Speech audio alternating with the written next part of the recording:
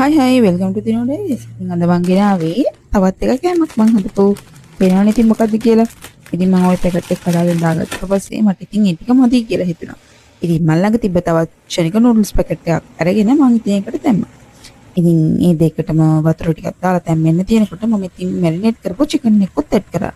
ඒත් එක්කම ලුණු සුදු ලුණු මිරිස් කරලා තක්කාලි ටිකකුත් ඇඩ් කරා. ඒ වගේම රාමෙන් පැකට් එකේ තිබ්බ අර ඇතුලේ තියෙන පැකට් දෙකත් මම ඇඩ් කරා. ඊට පස්සේ ඉතින් මම හදපු චිලි පේස්ට් ටිකක්, ගම්මිරිස් කුඩු ටිකක්, ඊට පස්සේ සෝයා සෝස් ටිකක්, ඒ වගේම ඔයිස්ටර් සෝස් ටිකකුත් ඇඩ් කරලා ඉතින් මම මේක රස කරගත්තා.